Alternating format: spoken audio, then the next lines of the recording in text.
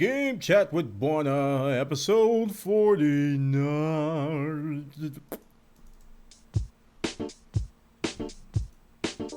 Welcome to Game Chat with Bwana, your source for gaming news and reviews. Now, here's Bwana McCall.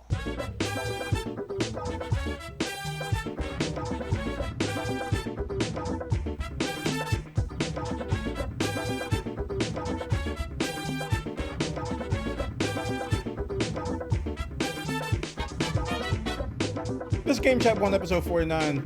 Game Chat with Bwana, episode 49. We are here at live.bwana.2, and it is March 5th, 2012. It is about 6:11 p.m. We do this every Monday night at about 6 p.m. Eastern to try to accommodate for our European viewers. Those of you who are staying up real late over there. Over you in the Pacifics, though, in the Pacific region of California, y'all probably still at work. Sorry. Sacrifices must be made, but we're here at live.bwana.tv and at twitch.tv/Bwana. I want to thank everybody for coming by the live stream. We got our chat room there. You can visit our forums at bwana.tv/forums where we interact and talk about stories. And what we do there is we get the last 7 days of gaming news. The last 7 days. And we scour the internet, find all the best gaming stories that we can find from our favorite bookmarked websites. And we gather them all and we talk about here in Game Chat with Bwana. And then at the very end of the show, we have our user submitted stories. You thought I was going to say something else. Our user submitted stories, and that's when you guys augment my stories. Yeah.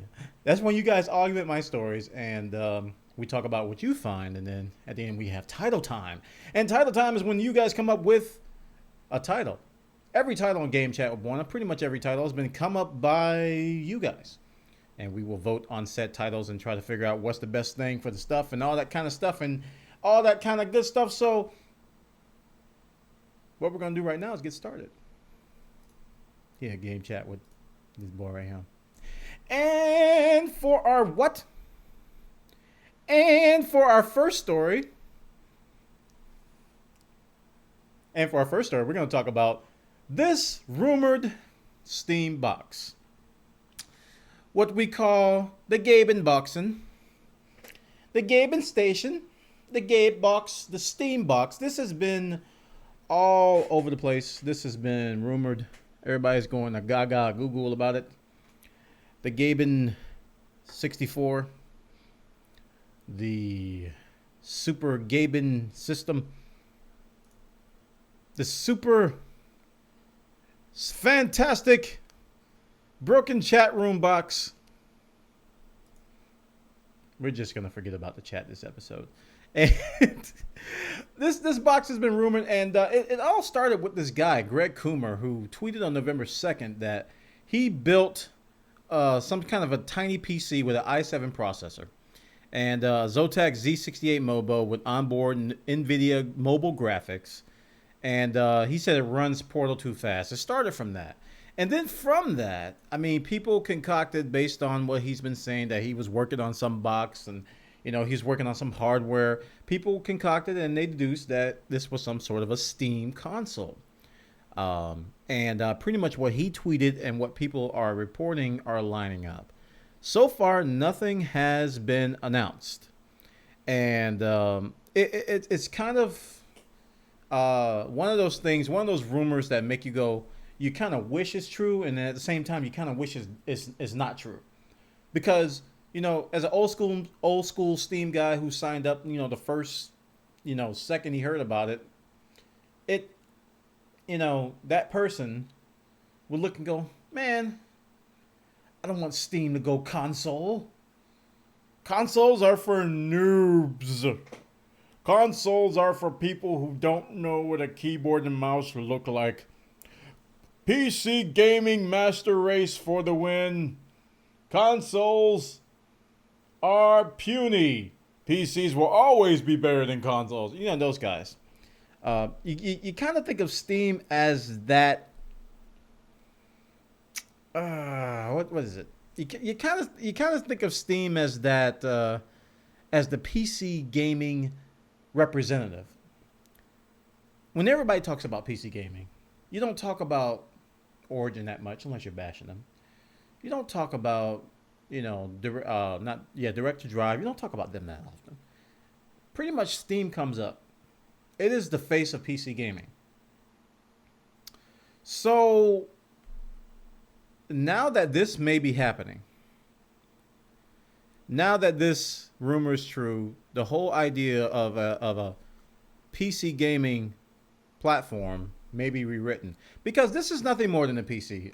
Granted, this is a pre-configured PC, but when you think about it, that's the same thing a console is. Console is a certified hardware box, pretty much a PC, with the same hardware for everybody that developers write for. So consoles are PCs. I mean, a lot of us already knew that, but they're kind of limited because you can't upgrade them, blah, blah, blah, blah. Everything's built in, certified, DRM, all that kind of good stuff.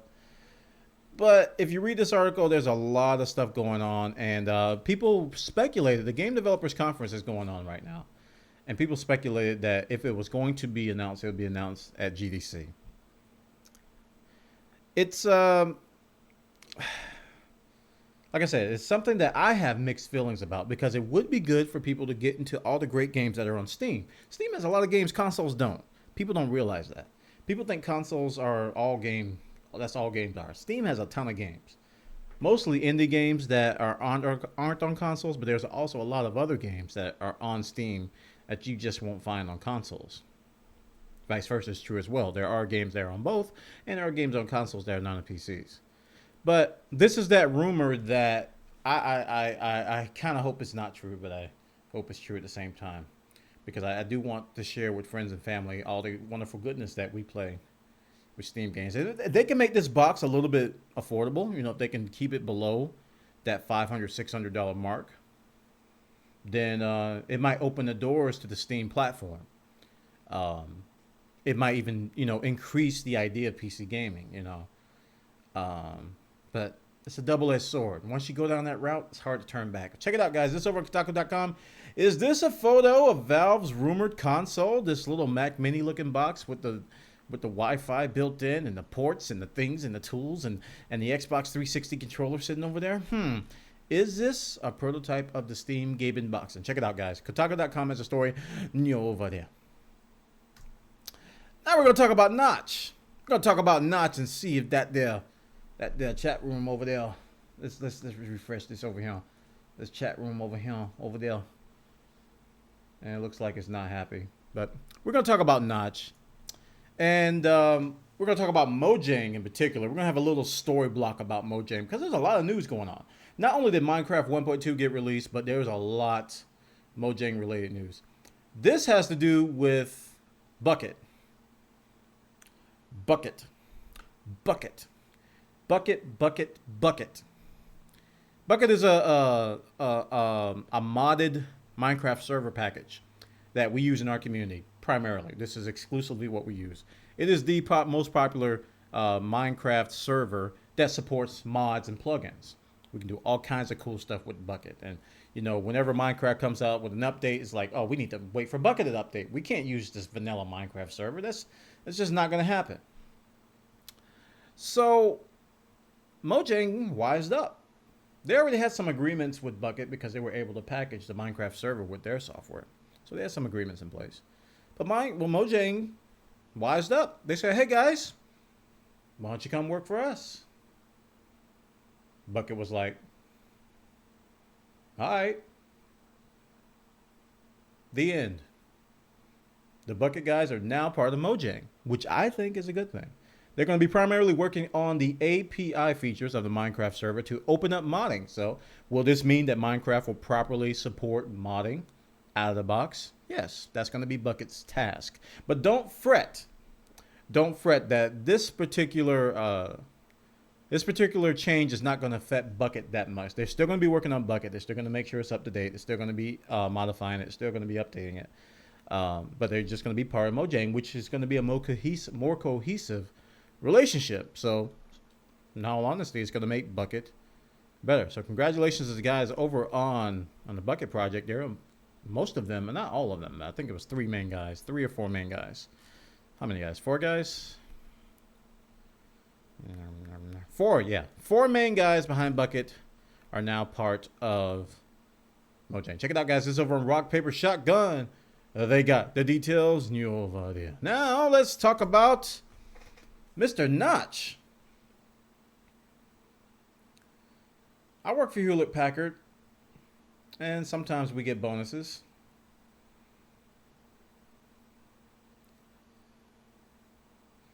We don't get bonuses like this. Minecraft developer Notch decided to give his entire Mojang dividends to his employees. All of it. He gave it all back. To the tune of $3 million. Before taxes. After taxes is going to be a little bit less, but still. Mojang only has 25 employees? So that's $80,000 to $100,000 per employee after taxes, if you adjust for taxes. That's quite a check. $80,000 to $100,000 here, guys. I am Notch. I'm giving you all my dividends. Hooray!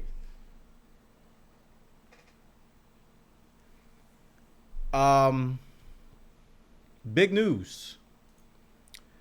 Big news. I mean, I was watching some of the tweets that came out. People couldn't believe it. There were people crying, incredibly stunned.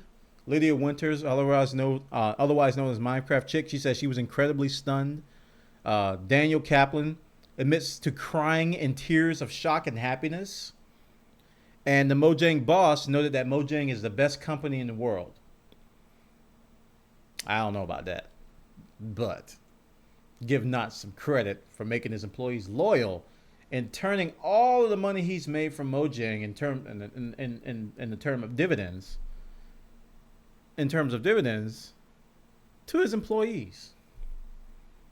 You don't hear about this very much. And it's one of those things you really have to see to believe, because no, he didn't do that. This has got to be some kind of publicity stunt. He actually did it. So kudos to Notch for hooking up his employees. I guarantee they're going to be working late hours now. They were doing it anyway, but check it out, guys. It's over on Joystick. Notch gives $3 million to his employees. $3 million. And we ain't done with Notch. Notch got an award, not for giving that money away. No, he didn't do that for giving the money away. He didn't get it for. No. This is the BAFTA Special Award, and this is going on during GDC. He's been given the award for his work on a game, Minecraft, of course, and his contribution to the development community. Now, some may argue that Notch is not really a good developer, and he's got his own practices. And, in the software industry, we have a saying, and most times it's true, is that the best developers are lazy developers. They tend to do things a lot more efficiently because they make their job easier. They work to make their job easier. And, Notch has been called lazy and all this stuff, that he takes too many vacations. People look at this the guy built this from the ground up by himself. That deserves an award by it. I mean, he's built a company from nothing. He wrote off Infinite Miner. He just copied it. Yeah, where's your game? Why don't you go copy Call of Duty and let's see your company? We're waiting. But Notch has been quoted as saying, I've always considered the BAFTA Awards to be one of the most prestigious awards one can receive, and I was very happy when it expanded to cover video games in 1998. When I first heard that I would receive a BAFTA Special Award, I was blown away and deeply humbled. Going to London to accept this award is going to be a very positive and interesting experience that I'm going to very much look forward to. So congratulations to Notch for getting the BAFTA Special Award. We're going to be looking forward to see what else. He's got a lot of awards already. It's like he get a new award in his mailbox every month for what he's doing over there at Mojang. And that doesn't include the $3 million payout to his employees. Check it out, guys. This is over on VG247.com. They got the details over there. Game Chat with Bwana is recorded live before a worldwide audience every Monday night. You can participate by suggesting news stories. Just register an account in our forums at bwana.tv/forums.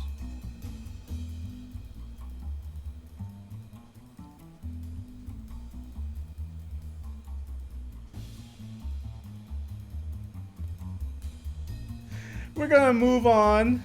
Since our chat's still not cooperating, I'm sorry, guys. We're going to move on and talk about shooters. Shooters. Nothing more than shooters. Nothing more than Counter-Strike Global Offensive. That's like a shooter musical that we can do on Broadway. Counter-Strike Global Offensive was going to be one of those interesting titles that a lot of people didn't, I don't know, a lot of people just wrote off as being a fail because of what it was trying to do. It was going to be very aggressive. It was going to try to do cross-game play between the PS3, PC, and Mac. And that's been tried in the past in shooters, and it's failed for a lot of titles. Really wasn't balanced. I know a couple titles think they did it right, but I don't think they did. But sad news today, Counter-Strike Global Offensive was announced to be losing its crossplay. And this is the reason why they gave, and I can't disagree with that. They said the beta, this is based on testing. They didn't just make this up. The beta has proved we want to update not just the beta, but the game itself post-launch frequently on the PC. To do that, we need to separate the platform so one doesn't hamstring the other. So for that, we have removed the idea of cross-platform play, essentially making all platforms stronger by not mixing them. We're going to blame the PS3 on this one, guys. I imagine that pushing patches through to the PS3 and the certification process is going to hurt their ability to push out hot fixes, because they can do it anytime they want on PC. A game like Counter-Strike Global Offensive shooters require a lot of patches, a lot of balancing patches, a lot of map hack updates and map exploit updates. Despite that other game, that Call of Something game that doesn't patch often, you need to patch shooters often. So I'm gonna chalk this up to PS3, even though they don't state it. I mean, this is like good business practice, not to blame Sony for this. I think it's good business practice to not state that it's the PS3's fault. I really think it's the PS3's fault. Not knocking the PS3, is just the way things are on the platform. The way things are on the platform, you have to get your patches certified before they actually go live, and that takes weeks sometimes. I think the number was 2 weeks. I think the minimum is 2 weeks. And that's if you push it through fast, I believe. It may have changed since the last time I heard about it. But check it out, guys. This is over on joystick.com. They got the details about this. Counter-Strike Global Offensive is losing its cross gameplay. Now, let's move on to Master Chief. You all thought Master Chief was gone, but we were shocked when Halo 4 was announced. Some of us were shocked. Some of us were not. Some of us were like, well, Microsoft just can't let it go. They're just going to milk it dry. That poor cow's going to be skin and bones. No more milk in the cow. No more milk. Halo 4. Embargo was lifted today for the Game Developers Conference, and a lot of stuff is coming out about Halo 4. First thing is the first in-engine Halo 4 shots have hit the net. 2 screenshots in particular. They're 100% untouched, and pretty much they're in-engine, so they're not rendered. That's what we're being told. As you can see, here's a picture of Master Chief. Looks like he's got some suit updates based on what I remember. You can see the mesh a lot more clearly now under the suit. You can see it better in this shot. This is the second shot. This is the cold shot. You can see the gun barrel of the rendering. Or the rendering of the gun barrel, I should say. The guns, I watched the video today. It was like a first look of Halo 4. I'm not going to show it on here. But they talked about all the art updates they made in the game. And, that was one of the things. They addressed all the guns, the suit. They said they tried to make the suit a little bit more mobile looking, so it looked more functional rather than just good. And the mesh underpinnings really highlight that. And they said they got a full resolution of the gun barrel here. You can see, the graphics look pretty decent. And you can see the mesh under the suit and all this kind of stuff. And they zoomed in a little bit more on this one as well. So if you're looking forward to Halo 4, which I kind of am from a certain standpoint. Let me tell you how I'm looking forward to it. Looking forward to the story. Because that's one of the reasons that was the thing that drew me to Halo. I play like no Halo multiplayer. Very little Halo multiplayer. I always played the single player because that's what I enjoyed. I bought Halo 1, 2, 3, and ODST. Did not buy Reach. I drew the line at Reach because I was frankly tired of it. Reach was it was kind of a side story anyway. You know, Halo 3 was supposedly the end of the Master Chief saga, but the Halo 4 Master Chief is coming back. So I'm looking forward to the story and anxiously anticipating what's going to happen with the Master Chief. Check it out, guys, over on GamesRadar.com. They got the details over there. Speaking of Halo 4, we're not copying Call of Duty.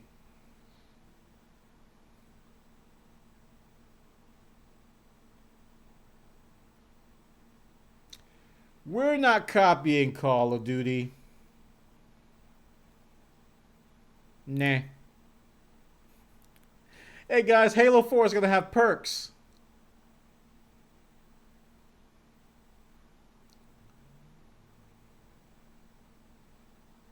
You mean stuff like Last Stand?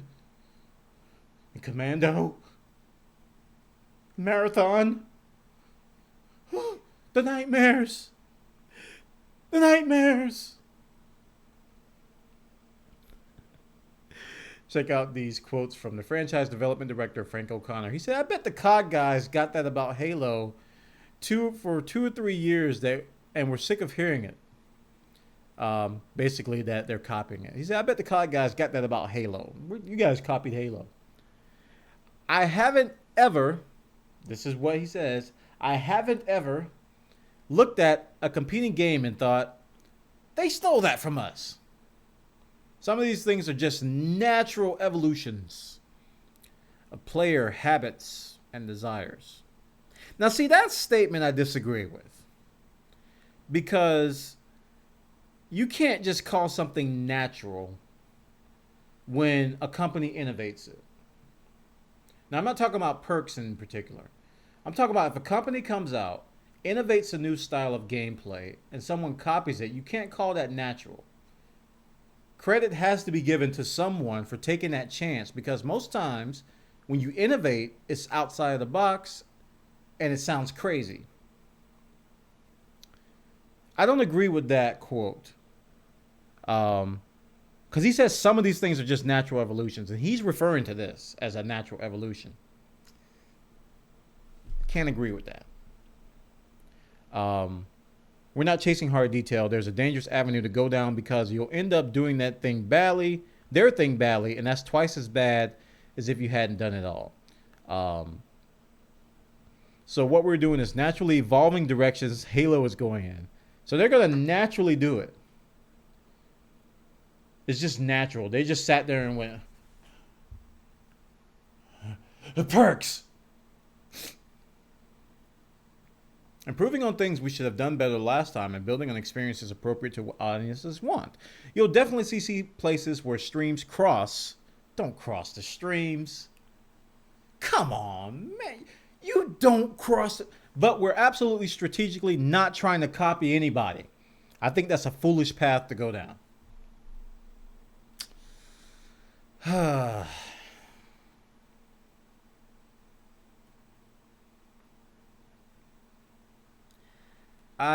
Like I said, some of this I agree with. I mean, a lot of games, they do evolve. They do take on, certain genres do take on an evolution. But to just say things are natural, a company has to take a chance. I think in this statement, he's forgetting that companies have to take a monetary risk, a conceptual risk, and a marketing risk. They have to take all of those risks by introducing something new. And a lot of companies are scared to do that. They'll wait for somebody else to do it, and then they'll go, oh, okay, we'll do it now that people like it, and we'll call it natural. No. You got to give credit where credit is due. And there's nothing, I don't know why people, they get offended when you tell them that you're copying a game. There's nothing wrong with copying a game. There's nothing wrong with it.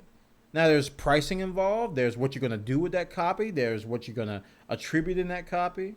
What types of gameplay elements are going to be in that copy? Are you just going to knock off the entire graphics or what? A majority of games today have copy from other games.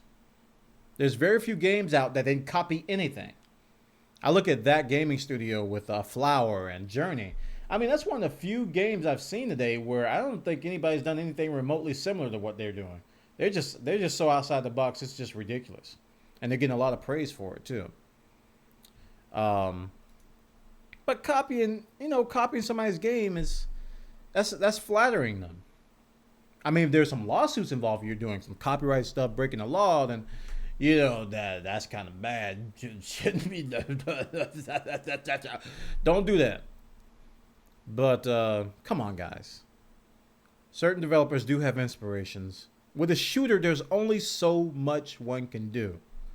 There's only so much one can do with a shooter. Guns, audio, maps, mechanics. After that, you get into customization. I mean, there's not much else one can do.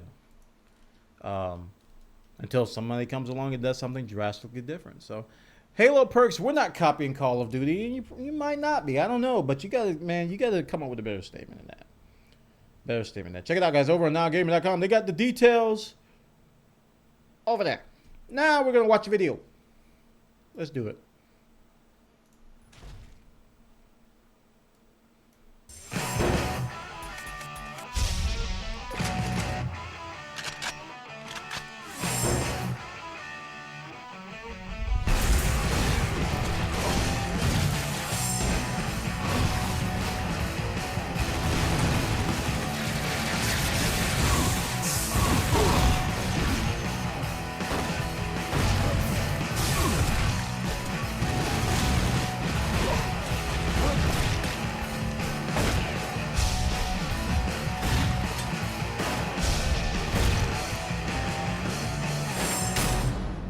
That last part was kind of nasty. This is Loadout, guys. Speaking of shooters and customization, this is a free-to-play shooter that's coming out this summer called Loadout. And they're promising in this free-to-play shooter that the whole thing is going to be about customization. And you're going to be customizing so many things and so many parts of your gun and your character that you might get a little bit tired of it. That's what I look. Based on what I've seen on the website here, they got some of the media, some of the game info. There's just so much you can add to your gun. Camos, bullet types, bullet colors. And, that's what a lot of people are doing today. And you might laugh and you might put it down, but guess what? These companies are making millions of dollars. Just look at League of Legends. Let's just talk about League of Legends. This is a totally different genre, but the concept is the same. We have a MOBA, right? This is what they call in the game a Dota clone, MOBA. And the gameplay elements are pretty much in line with other MOBA clones. People spend, including myself, this guy, Captain Timo on duty, bought skins. I reached in my pocket, grabbed the piece of plastic or something, and I paid for pixels. They didn't give me an advantage.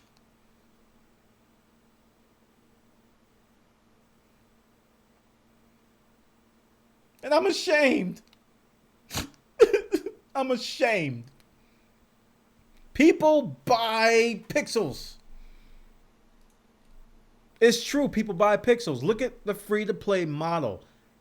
It's what the trend is. People want a game, core elements for free, and they want to pay for customizations. How it happened was a progression. We were slowly brain-tainted, slowly brainwashed to where now we're upset if we can't buy a hat. Oh. Yeah. Oh man, but this is looking to be like a decent game. To me, it looks better than Battlefield Heroes, which is very, very similar in model. You can customize a lot in Battlefield Heroes. But this is looking to be a little bit more polished. I don't know what engine they're using, but I like the look and feel. It's got this cel-shaded look. Kind of reminds me of Borderlands. Got the gibbed effects like TF2. I don't know what kind of customizations are in here yet, but I did sign up for the beta, so I'm going to hopefully get in that and check it out. This is Loadout, guys. Head over to loadout.com. They got the details over there about this particular new game that's coming out, free to play. And you can follow them on Facebook and Twitter from their website. Speaking of free to play, the darling of last year's E3, I keep talking about this game all the time. Dust 514. Dust 514 is going to be this shooter. And the reason why we like this so much, and I like this so much, is that it's going to have tie-ins to a persistent universe of another video game. And this other video game is actually an MMORPG that's established on the PC platform. That MMORPG is called EVE Online. So Dust 514 is going to be a shooter where all of the world's activities are going to be influenced by what's going on in an MMORPG, which is pretty cool to have that tie-in. Originally, this game was going to be available for like $10 to $20. And that money was going to go towards in-game currency. Kind of like what we do. I play a game called Tribes of Sin, and they have a VIP package, which is very similar to what this company was going to do. You basically are buying in-game currency and perks. The game itself is not being part of the price. You're not paying for the game itself, and you're usually getting that at a discount. If you pay for gold or whatever the in-game currency is at a normal price, based on the amount they give you, it'll be less gold. So what they're doing, they're dropping that price. Dust 514 is dropping what they call the cover charge. And they call it a cover charge because basically you're just going to buy some currency to get started for $10 to $20. Now the game is going to be completely free to play without any money up front, no monthly fee, on the PS3. And it was recently announced that the game is going to support keyboard and mouse. So all you PC shooter gamers that also have a PS3 might be interested in this now, because you'll be able to play this shooter with a keyboard and mouse on the PS3. Very, very enticing game. And it's going to be interesting to see where it goes. If you own a PS Vita, this version was announced as well. PS Vita is going to have a companion app where you can manage your characters, perform microtransactions, buy whatever you want, buy a new hat, whatever the game's going to have. You'll be able to do a lot with that. Let's see what they say here. Companion app that will allow players to micromanage their characters, equipment, and market transactions outside the main game. So if you're out and about on your PS Vita, you go, I just got my allowance. I'm going to buy that clown hat on Dust 514. If only I was at my PS3 right now. Ding! I have a PS Vita. The PS Vita has a companion app for Dust 514. I will use this companion app to purchase said clown hat. Thank you, Sony. Dust 514 will have a free-to-play PS Vita version, will be a companion app. We don't know if it's going to be, if this companion app is going to be announced at launch or not. We don't know that. But it's going to be very, very interesting to see how this pans out. Kudos to these guys for doing this. Dust 514 will be free to play. Check it out over on GamesRadar.com. Now, remember we talked about Tim Schafer on here? He was the one who crowdsourced all that money for that game they were working on, that action RPG, the RPG game they were working on. I forgot how much money. They raised like $1 million. So I found this particular story interesting because Schafer was on to something. And I think a lot of other former and current game developers are looking at this and going, maybe we should ask for donations instead of going to a publisher. This is going to be a crowdsourced hardcore shooter. A crowdsourced hardcore tactical shooter. And it's going to come from the former developers of Ghost Recon, which is a darling tactical shooter. I mean, they did it right. And they're taking the angle. They're taking the angle of, hey guys, we're going to do it old school. Let's read what they have to say here. It said, for years, fans of tactical shooters have been crying out for someone to make a quality, hardcore CQB tactical shooter. But in contrast, these requests, game publishers, eschew realism and tactics in exchange for ease of use and cinematic flavor.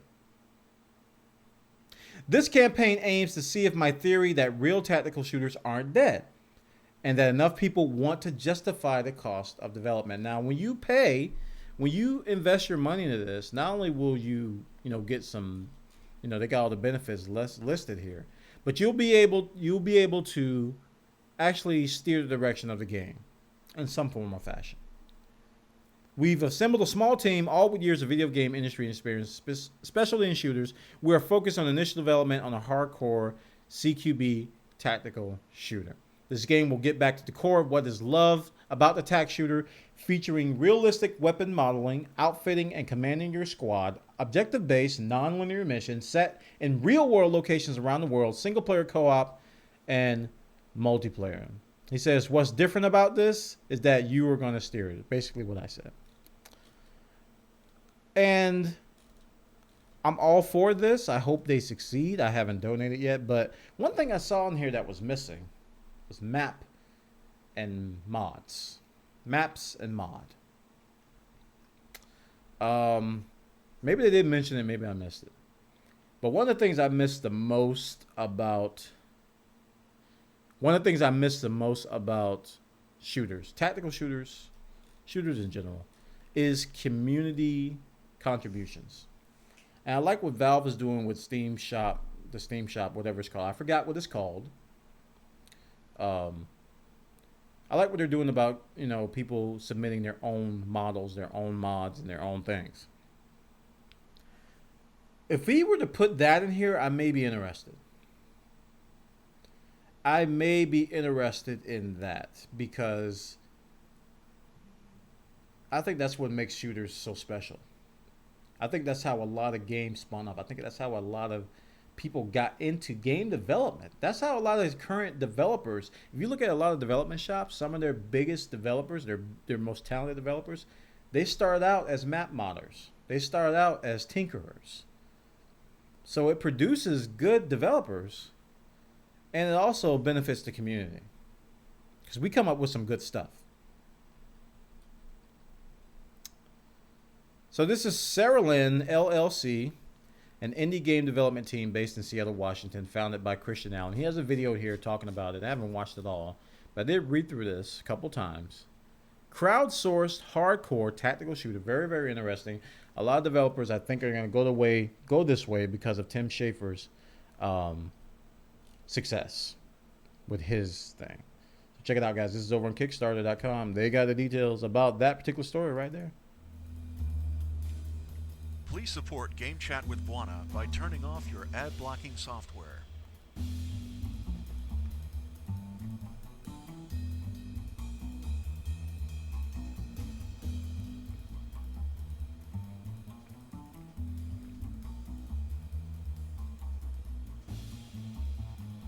Okay. We're going to shift gears a little bit, talk about Nintendo. And our favorite analyst, our favorite guy, you guys know him and love him, Michael Pachter. Hello, Michael Pachter. How are you doing? Nintendo and Wii U are toast, says Pachter. At an A-List Summit in 2012, in San Francisco, Pachter unloaded on Nintendo. He sure did. This is what he says, and I'm gonna say what he says, and then I'm gonna say whether I disagree or disagree. He says, "I think Nintendo's in disarray.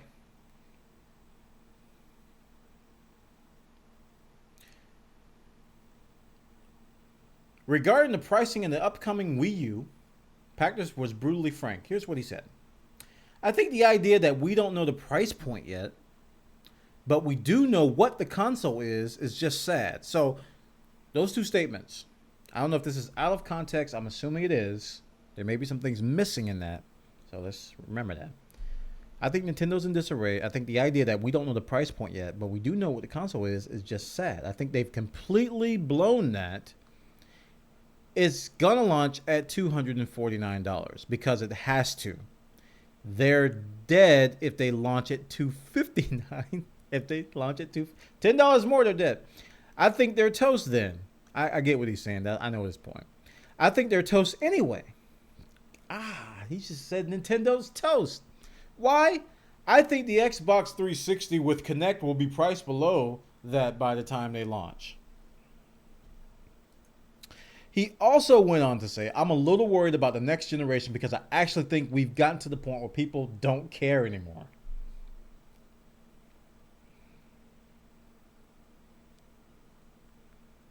Have you played NBA 2K? I've seen it. It looks like a freaking movie. This is what he says. The facial animation isn't that great, but the game looks like a movie. I didn't know. Okay. It doesn't get any better than that. I'm actually worried about them in general. So let's go through this. First off, he says he thinks Nintendo's in disarray. And I partially agree with that. But it's not necessarily a bad thing. I think Nintendo's adjusting. Right now, I think Nintendo's adjusting.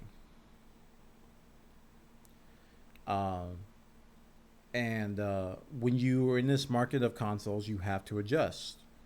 We have several examples of companies adjusting. Look at Microsoft, like he mentioned, with the Kinect, the Xbox 360. That was an adjustment. Look at what Sony did with the PlayStation Move. That was an adjustment. What they did with 3D, that was another adjustment.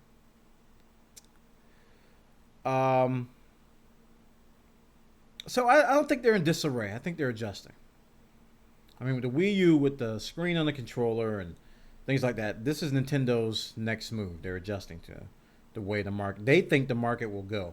And Nintendo's always, like I talked about in that other story about companies taking that chance, doing something that sounds crazy and stupid, but ends up being innovative. Nintendo takes those chances a lot when it comes to hardware. I'd say the same about software, though. They're very safe on the software side. So I think the idea that we don't know the price yet, but we do know what the console is just sad. Now, I don't agree with that at all. I don't think that's sad. I really don't. I mean, we saw the PS Vita, and I don't know how long it took for the price point to come out, but it took a little time. The 3DS, same thing. They announced it, they showed it to us, and then they announced the price point later. I think Pachter just needs to be a little bit more patient here. I don't think that's sad. So, the thing that I'm kind of iffy on is this price point. He says it has to be $250. And I think that's super cheap. From what we know about the Wii U, what it can do, what it comes with, I think $250 would be an absolute steal. And he's comparing it to the Xbox 360 and the Kinect. But I don't know. I don't think you should compare it to the 360 and Kinect. Even though the 360 and Kinect's doing well now, no.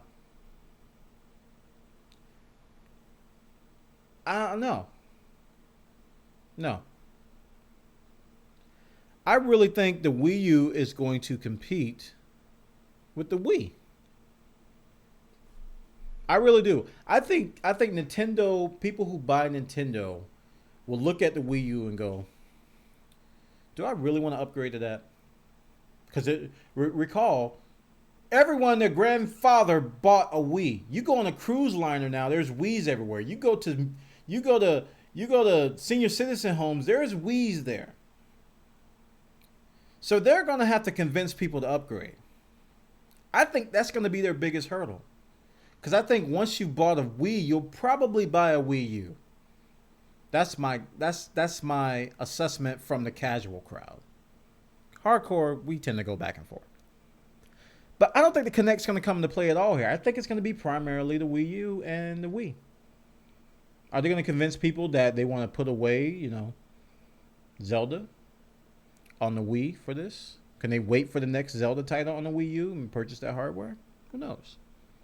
Is it worth the upgrade if it's $250? Or can I just buy 3 or 4 more games? We'll see. I think the Wii U is going to be different enough that it doesn't compare with the Kinect. The Kinect was playing catch up with the Wii. That was Microsoft's way of adjustment. And they succeeded. So here's his next statement. I'm a little worried about the next generation because I actually think we've gotten to the point where people don't care anymore. No, Michael, I think the hardware has reached its peak on the consoles. NBA 2K looks great, but it can look better. It can look better. It can always look better.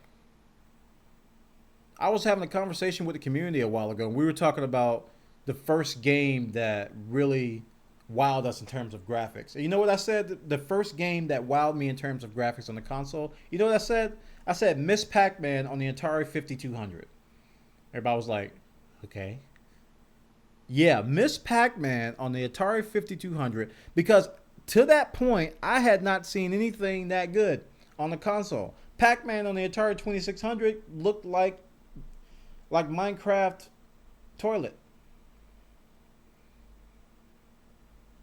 And then they came out with the 5200, and I was like, oh my goodness, that looks almost exactly like the arcade title. This is fabulous. And then every generation, we get a little bit higher in graphics. Every generation, engines are updated. We add more lighting effects. We add things that just make it look like it's more than real. He actually said that people don't care about graphics anymore.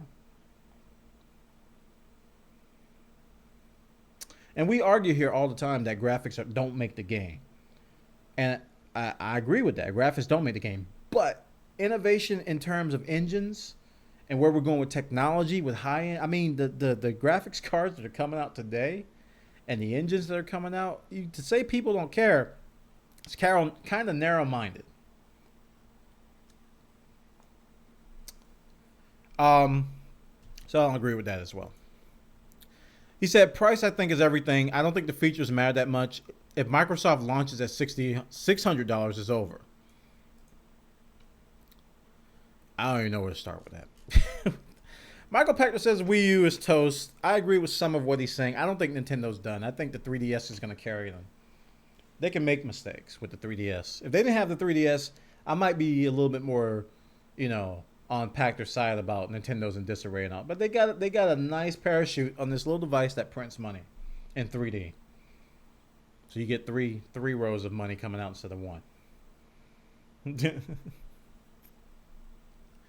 Oh, man. Check it out, guys. This is over on GameIndustryBiz.com. They got the details about Michael Pachter's latest barrage on the Nintendo Wii U. Wii U.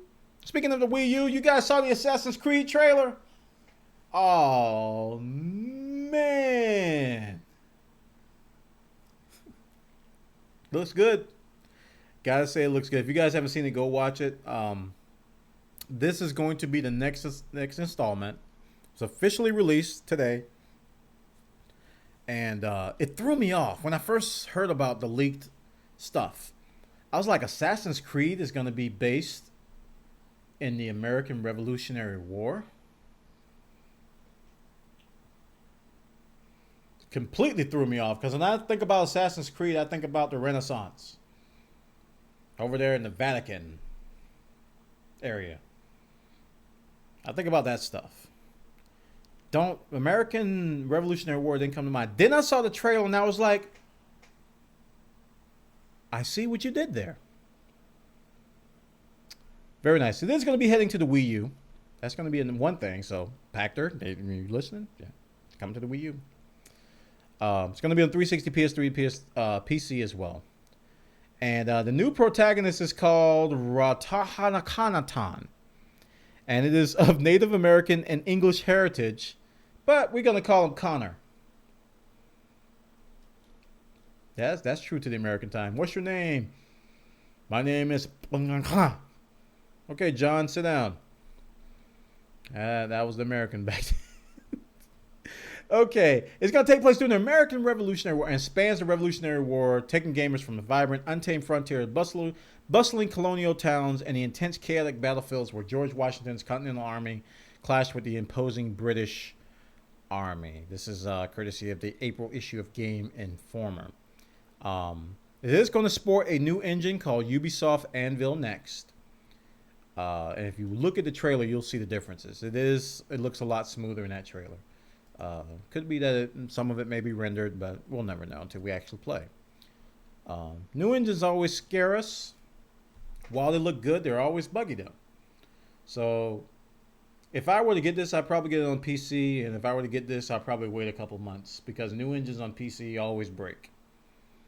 Almost always. I don't know why, but they almost always do. Even on consoles as well. Looks good, guys. I mean, this is the first, and I've looked at a lot of Assassin's Creed games. This is the first one I'm actually interested in.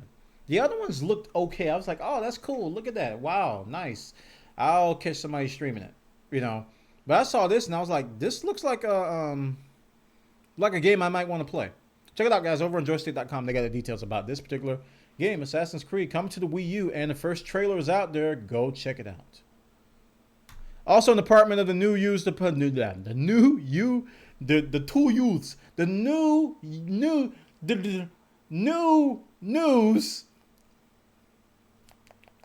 new news department, BioShock Infinite has gotten a release date. It's going to come out October 16th in the United States, and it's also going to come out on the 19th internationally.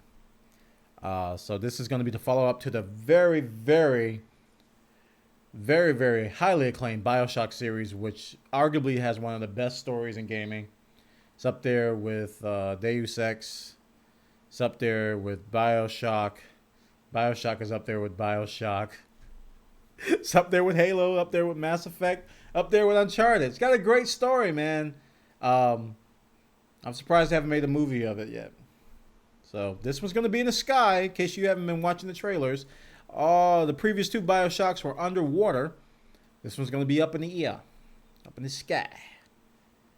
So check it out. They got the trailer linked on this page from December. So check it out, guys. This is over on Rock, Paper, Shotgun.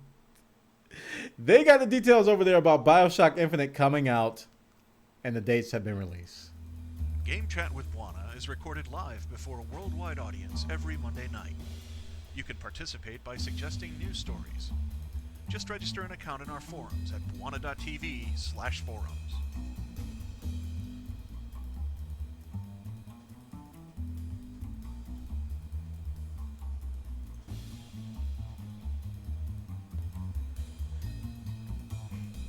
You guys thought I was going to forget about Mass Effect, didn't you?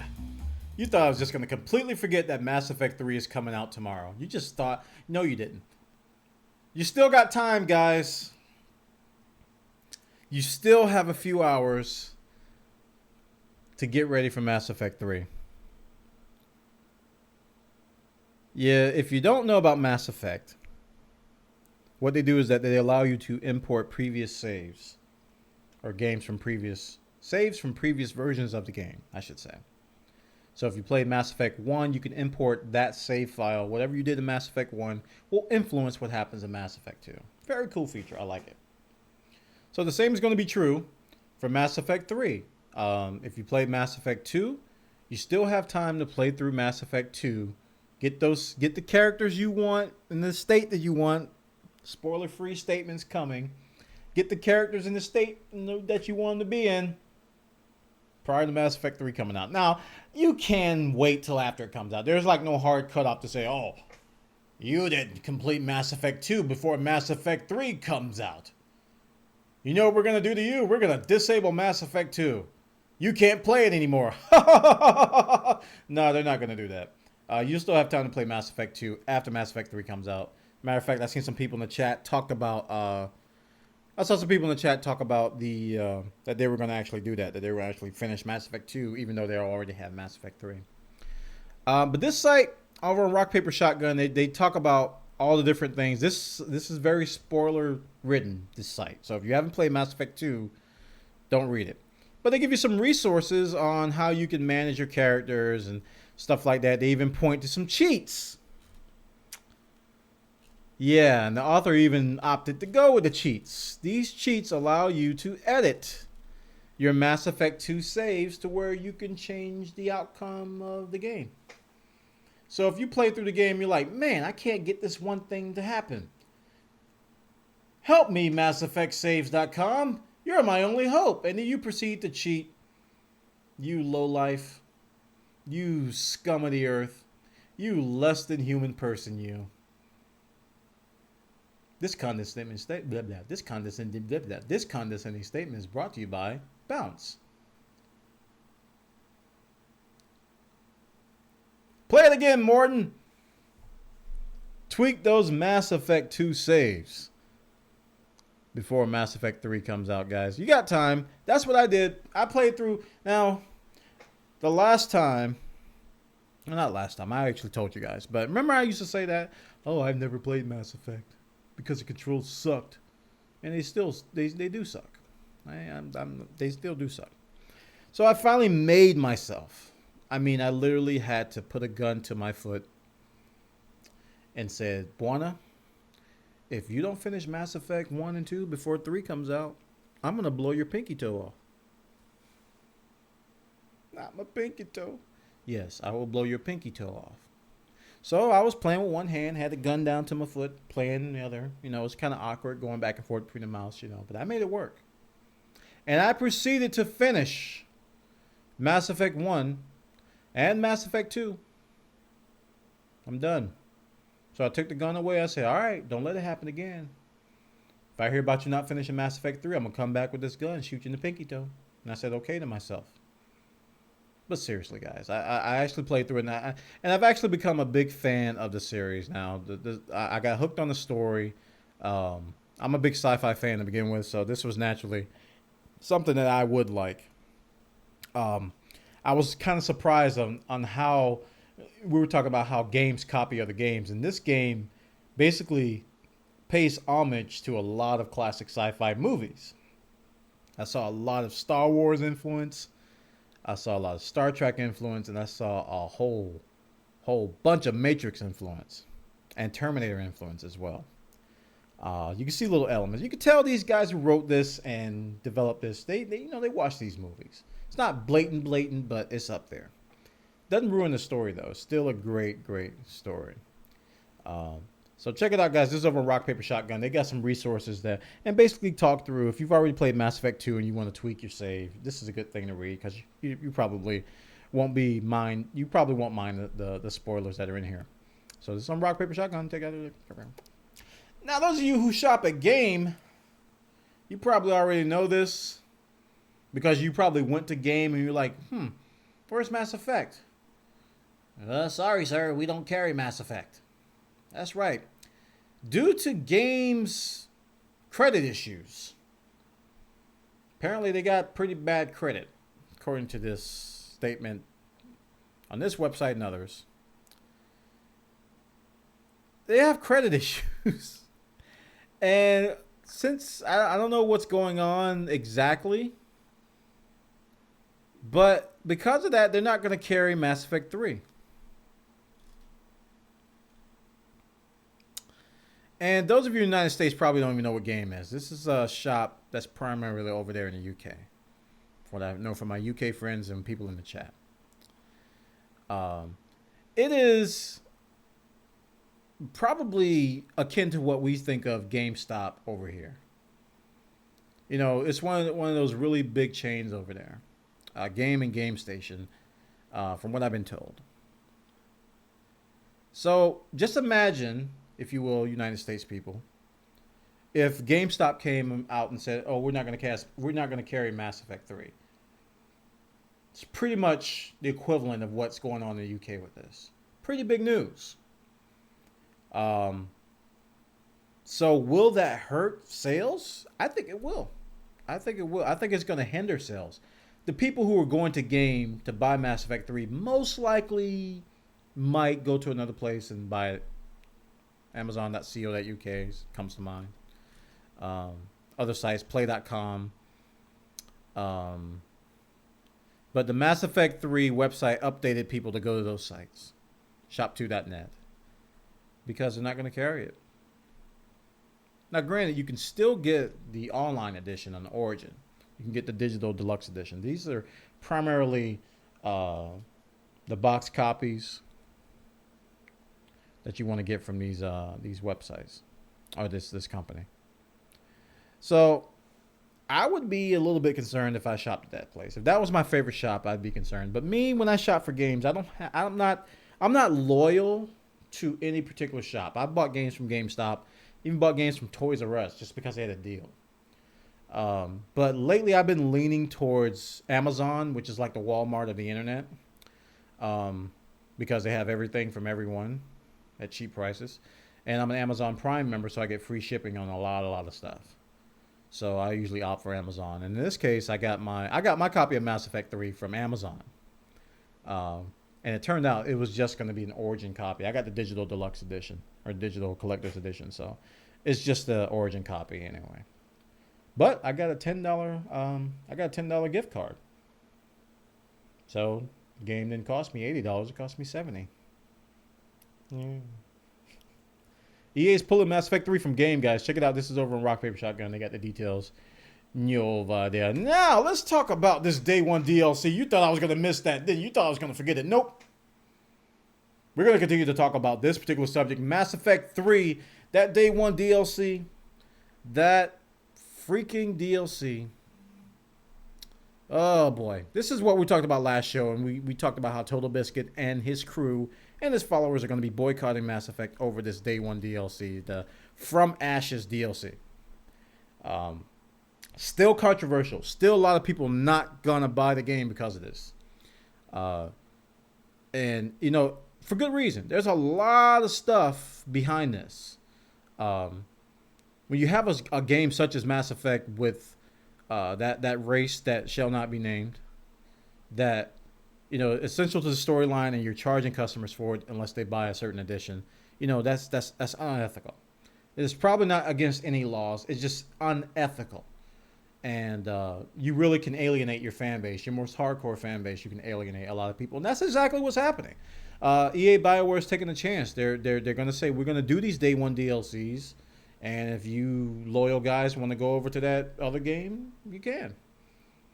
And they're like, we don't care. That's basically the attitude I'm getting from them.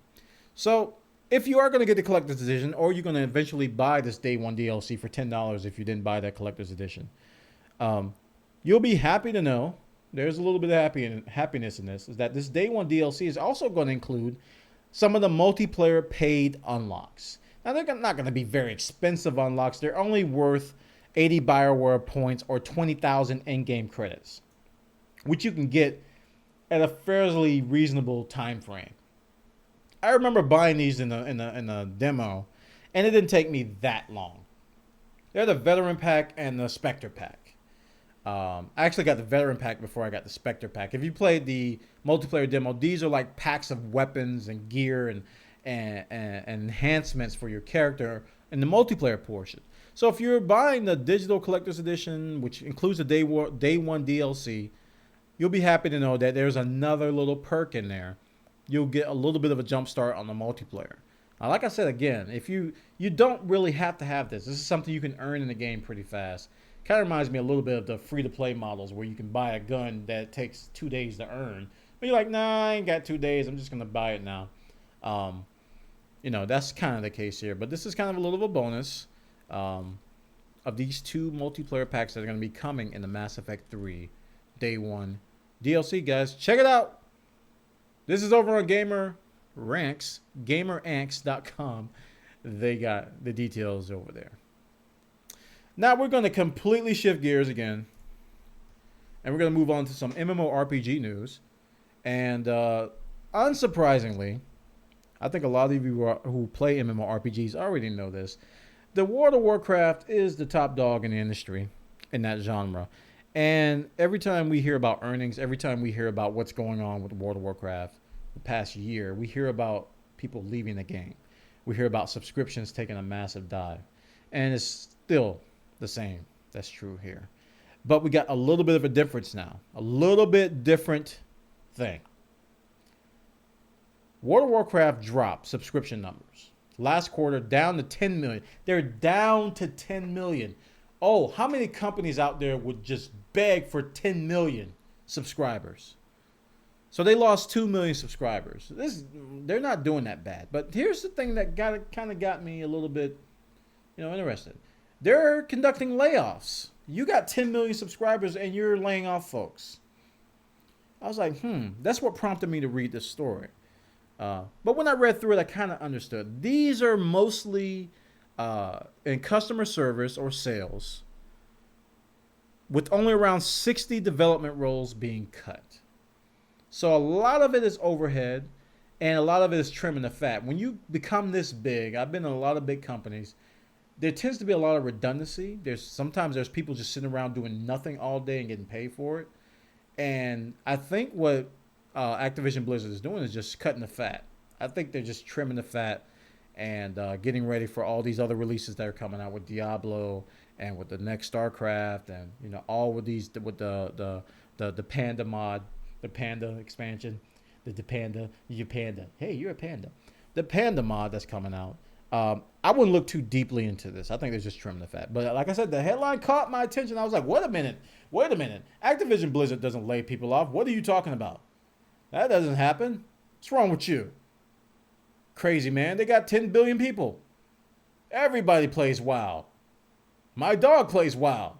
He's got a level 85 person thing. Check it out, guys. Over on Rock, Paper, Shotgun, they got the details. Nova there. And we're going to end our stories tonight. My final story, story number 18. We're going to talk about SWTOR. Star Wars, The Old Republic, supposedly going to dethrone WoW. Supposedly going to be the best MMO. Going to redefine the whole thing about MMOs. When you think about MMOs after SWTOR comes out, you will think nothing more of Yoda and lightsabers and Vader and X-Wing fighters and the Emperor and the Dark Side and the Force and Lando Calrissian and people can go on and on and on and on and on. But SWTOR is going to get, or has gotten, it's going to get its first major update called Legacy. It's going to go live in April. It's going to allow gamers to link their characters via a family tree. I have no clue why you would want that.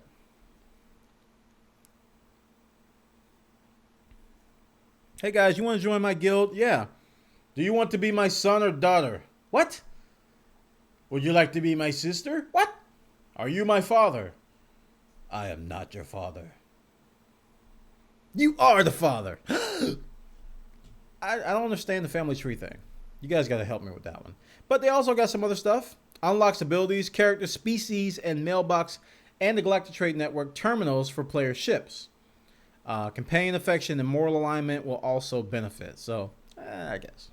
It's going to have a new group flashpoint, their instances, raid operations, and group versus group PvP Warzone. The flashpoint is going to be called Lost Island. And let's see, do they have the name? Yeah, let's see. Continues the Kaon Under Siege Flashpoint story from SWTOR Game Update 1.1, Rise of the Rock. To get to the bottom. Look at this. Take your son to work day, family trees. That's awesome. So you're going to have a lot of Sith having Jedis as sons. So I'm going to have PvP Warzone rankings, guild banks, better user interface customization. There'll also be a usual plethora of gameplay fixes and optimizations, although they don't appear to be revealed just yet. So it's probably going to be detailed patch notes coming out with all the little bells and whistles they'll fix. One of the biggest things that SWTOR got knocked for was one of the things that got knocked, and like I said, guys, I haven't said it, but I haven't maxed my character to max level yet, is that SWTOR doesn't have a lot of end game. Once you reach max level in SWTOR, the amount of things to do kind of flattens.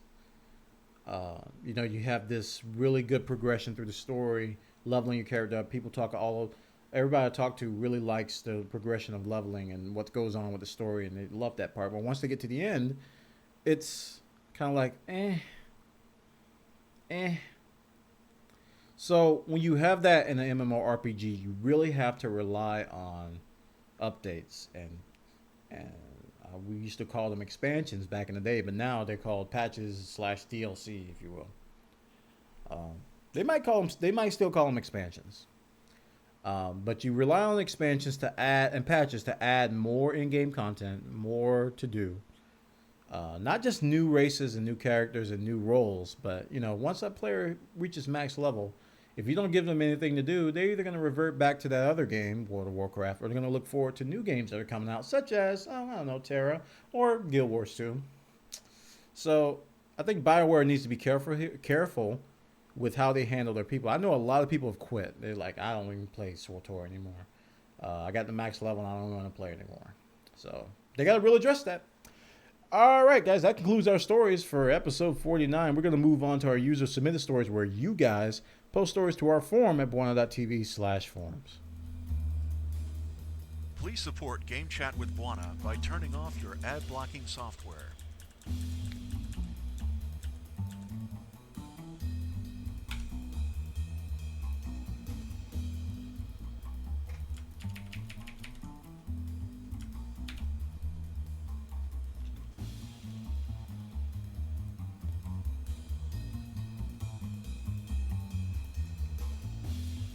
All right, guys.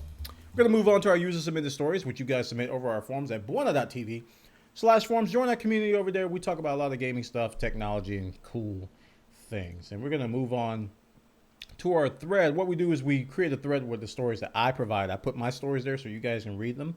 And then you will augment my stories by posting your own links. We limit you to 2 stories per post so we don't be here all night. So we're going to start off with Emrindale. Seems to be the first every time, man. Emrindale's like, first. He's always the first to post his links. Emrindale says SWTOR launches in the Asia Pacific region. Asia Pacific region. Them roos of Kangos.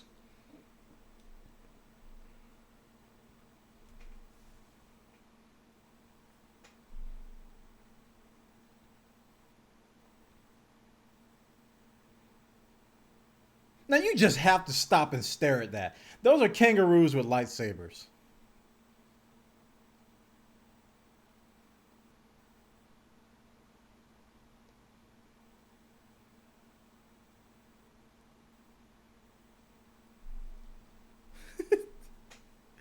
Oh, man. So, they have created an oceanic server.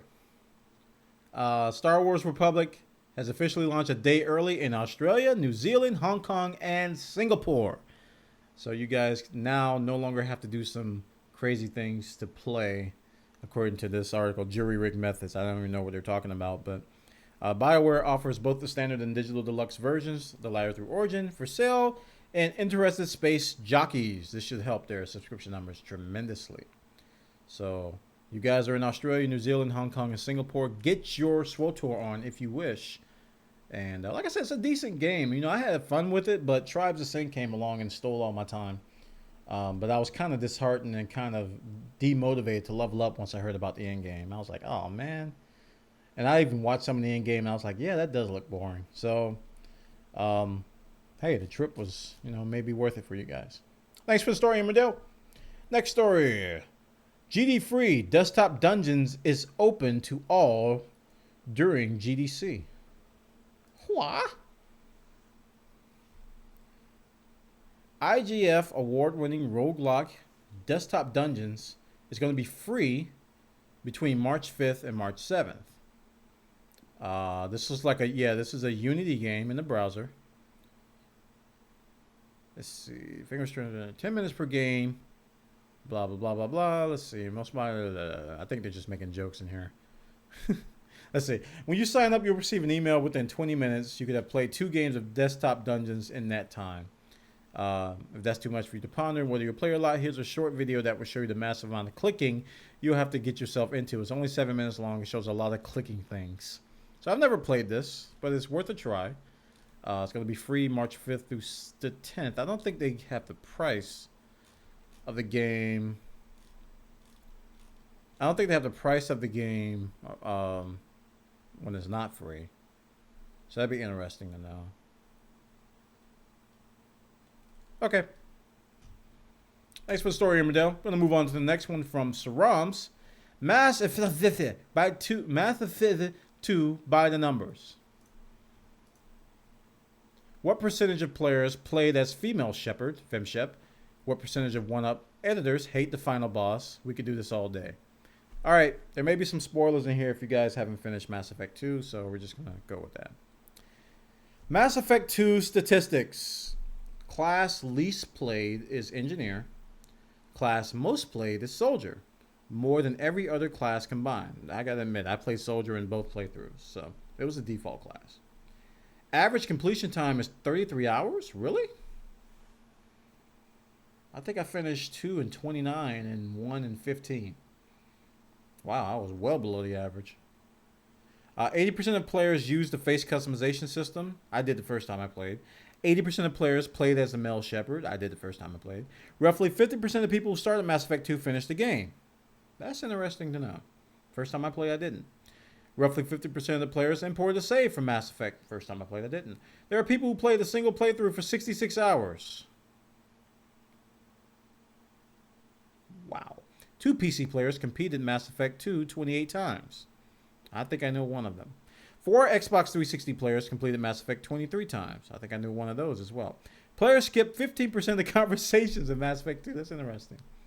So, lots of numbers here.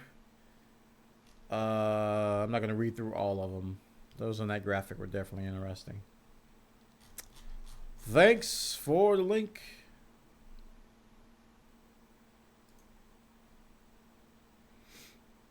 Let's see here. Next link, Blacklight Retribution is now in open beta. I am planning on doing a video. What the deuce? Why did that do that? I just linked back to the forum for some reason. Okay. Let's talk a little bit about Blacklight Retribution. This is one of the things that I've been playing for a little bit. This is a free-to-play shooter. It's the sequel to Blacklight Tango Down. You may have heard of that series, which was on the consoles. This is a first-person shooter, very, very much like Call of Duty. And it's free to play. It's right now in open beta, so you can sign up. It's PC only, unfortunately, for those of you on the consoles. What this game is, it's a futuristic shooter. If Call of Duty and Deus Ex and what's that game that just came out? Singularity? No. What's the name of that futuristic shooter that just came out? The futuristic one, the remake. I don't know why I'm drawing a blank on it. The remake that just came out starts with an S. Syndicate. Thank you, B. George. Syndicate. If Call of Duty, Deus Ex, and Syndicate were to have a baby somehow, video games don't have babies, children. This is just a hypothetical statement. It would be Blacklight Retribution. Futuristic, has a lot of hack gadgets, lots of hacking. When you capture points, you have to hack it. You don't just stand there. But what I'm really liking this game, and the reason why I like it is because it feels like Call of Duty, but it feels like they did things right in a lot of ways. And there's still some bugs. There's still some things that they can improve on, but it feels a lot like COD gameplay, but I think it's a lot more balanced. And that's hard to say in the same sentence. It's pretty balanced. Now it is free to play, so that when I first got into this game, I immediately became skeptical because a lot of these types of games are pay to win. So you really have to go in with a pessimistic attitude and go, okay, what's the catch? So when I first got in the game, they had some really high prices for the gun unlocks because you're given a couple of guns, and you have to earn XP to get a lot of other guns. So I was like, all right, they want you to grind for 5 billion years. There's the angle. So I didn't even submit feedback. A lot of other people did. I didn't. And not more than 2 days later, they issued a patch which dropped all the prices and gave you more credit towards new weapons. And I was like, okay, this is kind of scary. We have developers that are listening to their users. There was a lot of lag complaints about the servers on the first day of open beta. A few days later, it was fixed. I was like, okay, we have developers that are actually fixing things that users complain about. This is kind of scary. What's the catch? So I've been playing it. I've even invested some money into it. Scary, I know. Lots of customization, guys. And the thing I like about it is that as you level up, they give you little gifts. They give you little weapons to try for a couple days. They're like, hey, here's this gun you can't get for 6 levels. Try it now. We're going to entice you to try it. So you play for it 2 days. You're like, oh, man, this rocks. And then it expires and you go, oh, I really want that gun back. So they give you an incentive to try the things before you buy them. They have a system where you purchase, you can purchase weapons for like 2 days at a really, really cheap price if you just want to try it out. When I say price, I mean XP, not real money. But I really think it's worth a try, guys. I'm not going to say it's a perfect game, but I really think it's worth a try. You should download this. I think it's about 5 gigs, 8 gigs total. After you download it and then patch it and install it. We've been having a blast. We even got our own clan in here. So, Blacklight Retribution in open beta. Thanks for the links to ROMs. Moving on. Fish Twit. Lady Shepard gets her own version of the Mass Effect 3 trailer. I didn't even know that.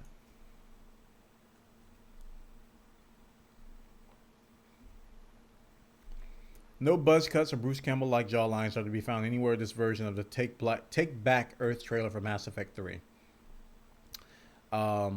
So yeah, I saw the launch trailer with Shepard, and I was really enticed by it. I was like, wow, makes me want to play that game. Oh wait, I already pre-ordered it. So they actually did a version with FemShep, and you've been able to play female Shepard versions forever. So this is not terribly new that there's a FemShep version in the game, but they made a dedicated version for the female Shepard in the trailer. So that's very, very interesting. I need to watch this to see if there's some gameplay elements, because one of the things I was really drawn off by... Ow! That's smart. One of the things I was kind of like put off by, I should say, in the Mass Effect 3 demo, when I played as FemShep, was that she ran like a man. She ran like a man. The model, they just looked like they took the Shepard model and put a female skin on it. And she, when I first played it and I ran, I said, it looks like her legs are on fire and she's running away. Those are my exact words. I said, she's running like her legs are on fire. It's the most awkward thing you'll ever see. And she walks like a man. She's like, I'm like, women don't walk like that. I don't care how strong they are. It's a little bit disheartening, but it's not going to sway my decision to buy the game because I'm going to play with a male Shepard anyway. I was like, man, they need to do a better job with that model. Thanks for the article, Fish Twit. Move on to the next one. Super Mario Brothers made more awesome with a portal gun. Portal gun. We talked about this in the past. This is this Mario remake, if you will, that ties in portal guns. Looks like they've actually finished it. Portal and Super Mario Brothers come together as Mario, a fan-created Super Mario Brothers style game that sticks a portal gun in the overall's wearing plumber's hands. The game is now available as a free Windows, Mac, Linux open source download from stabyourself.net via Destructoid, so definitely give it a look. Not only you get Portal-infused remake of one of gaming's greatest classics, you also have features like 4-player co-op, access the same level editor, which was used to build a game, map packs, modifiers, and a definite nod to Portal creator Valve 33 different hats. If you're not already sold by Mario with a portal gun. Why not take a peek at the trailer? So when I first saw this, I was drooling. So I'm definitely going to have to download it and try it out after I finish Mass Effect 3. And in between Blacklight Retribution playtime. But I definitely wanted to play with this. I even wanted to make levels and, have fun, do some multiplayer co-op with Super Mario Brothers, which is whenever I have a conversation and people ask me, Bwana, what is your favorite game of all time? It varies. It always varies. But this game always comes across my mind. Almost always comes across my mind. I love Super Mario Brothers so much it hurts my pinky toe, which was about to get shot because I didn't finish Mass Effect. Thanks for the story, Fish Twit. Moving on. Nicholas Fun Stuff. DICE teases something for next week. This is EA DICE, makers of Battlefield 3.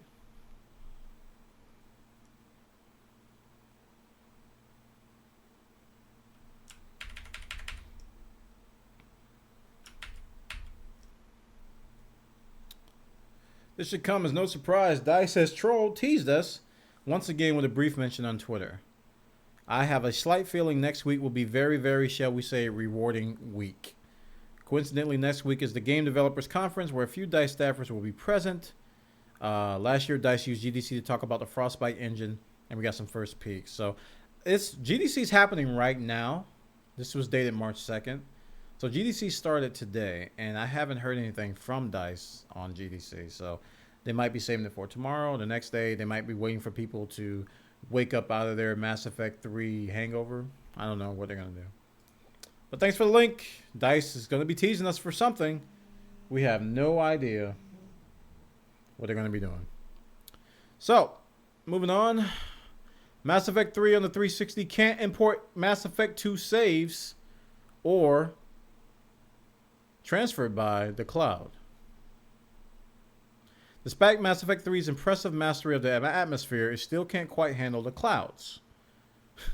EA is aware of the issue that prevents Mass Effect 2 save files that either exist on the cloud or were transferred to a new 360 through the cloud from being imported into Mass Effect 3. That's kind of strange. I read this article and I didn't understand it then. I don't understand it now. So, if you have Mass Effect 2 save files in the cloud, they can't be imported. Or if you have a Mass Effect 3 save that was transferred from a previous 360 through the cloud, you can't import it. EA Help Guide for the problem makes no mention of plans to implement such functionality, but it does offer solutions, provided you still have access to the 360 you birth your So you have to have your old 360. If your Mass Effect 2 save exists in the clouds and you're playing it from an original console, simply move it back to your hard drive and import it fine. Okay. If you're on a new console, you're out of luck. Out of gas, I should say. If it exists on a new console and was transferred through the cloud, it'll need to be moved back to the original 360 and then retransferred to the new system using a memory card or USB thumb drive. So the short version is if you transfer the save to the cloud from an original 360 and you move to a new one and you don't have the original 360 anymore, you lost your save. You can't use it on the new Mass Effect until they fix this. That sounds kind of serious. Because I know a lot of people who may have gotten a new 360. They may have bought a new Modern Warfare 360. They may have just got a 360 Slim and sold their old one.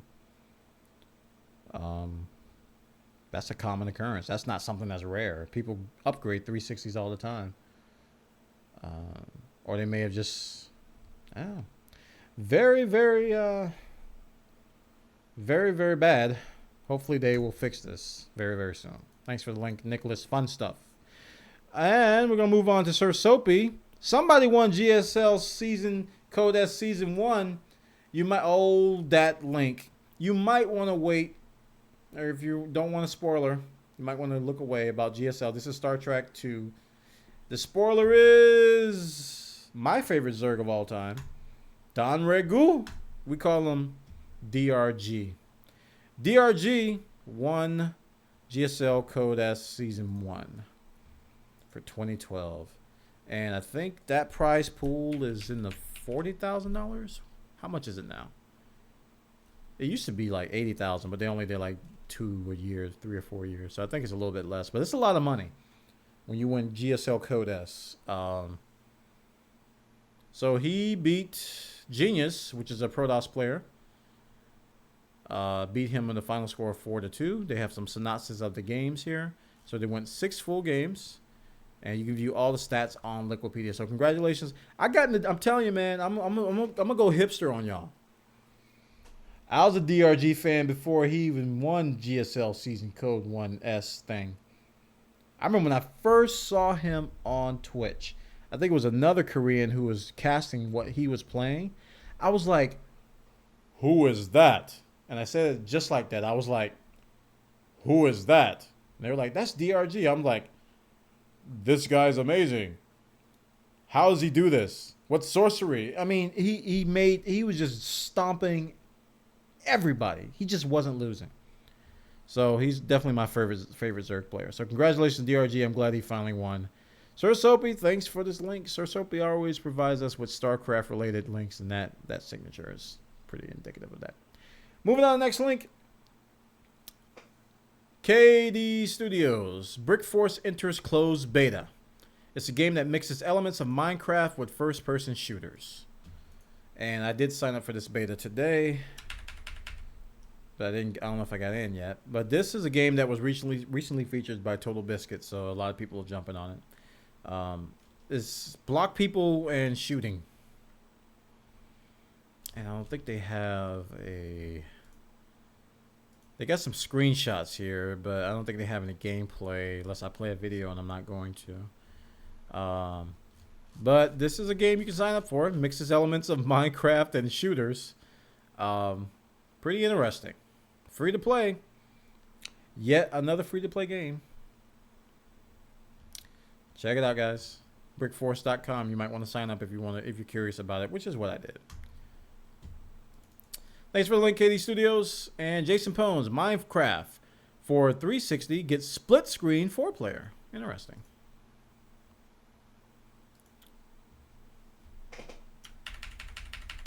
Minecraft for 360 will get split screen mode on Xbox. Now, I have never, ever been a fan of split screen. I'm one of those people where if I see split screen going on, I just...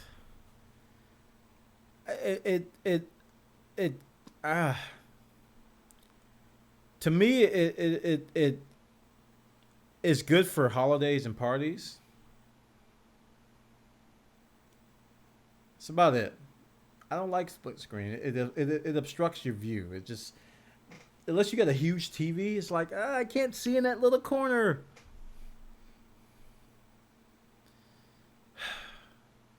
Whenever I play a split screen shooter, it's just not big enough. I'm like, that's not big enough.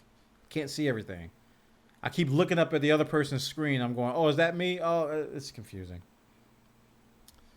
I prefer LAN play, where you're in the same room. Yeah, you're in the same room, but you got your own screen. You can hook up 2 360s to each other. You know, connect 2 different TVs. I prefer that. 0 latency. Awesome. But I'm a LAN guy.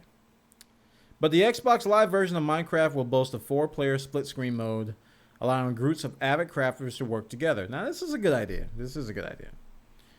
Even though I hate it, it's a good idea. See, everything I hate is not always a bad idea. There will also be an 8-player online multiplayer mode, and this will be combined with split screen, allowing roomfuls of 4 people to work cooperatively. So, not only can you do local split screen, you can also do multiplayer split screen. Now that's cool. That is cool. That's going to definitely help with collaborative builds. Should make for interesting gameplay. That's a great idea. That's a good idea. Even though I hate split screen, that is a really, really, really, really good idea. Kudos to Microsoft and Mojang. Let's refresh, see what else we got. Oh, you know what time it is, y'all. That's all of our links. And guess what time it is, y'all? Guess what time it is? You know what time it is? It's title time. Title time is where you guys come up with snazzy titles. And these snazzy titles are always snazzy because you guys come up with them. Let's do it. Let's do it. Make them good. Make them fast. Type them in.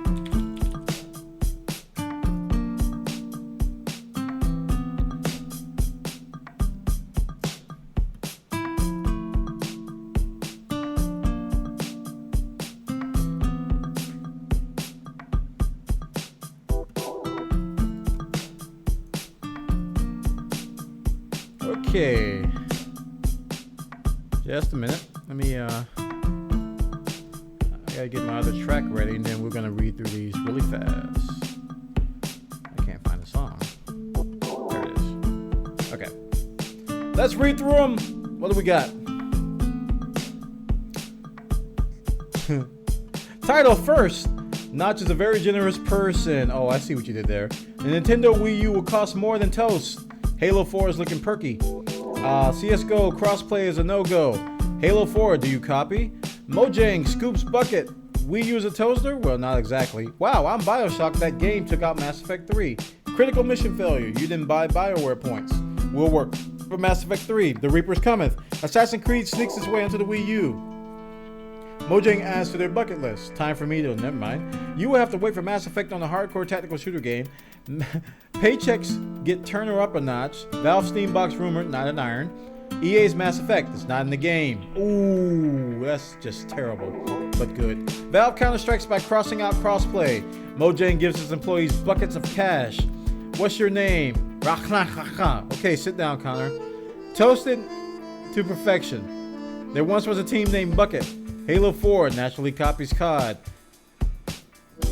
Bwana has leaked to games. Is that a kangaroo with a lightsaber? Yes, it is. Steam turns on the valve for the console. Halo 4. Game loses a game that has Mass Effect in the UK. Notch brushes the dust off his BAFTA award. Copyist is a serious form of flattery. Blizzard makes room for pandas and lets 600 people go. Customize your customizations. Perfect World turns on the black light. Wii U, where you can get an arrow to the screen. The Force is now with you, Asia. Halo 4, do you copy? Wait, I thought I said that. Oh. Your SWTOR legacy will begin in April. 514 ways to load out your tactical shooter. Get the lead out with Loadout. Wub Wub Effect 3. 2600 Pac-Man looks like Minecraft toilet. Notch pulls out an infinite wallet.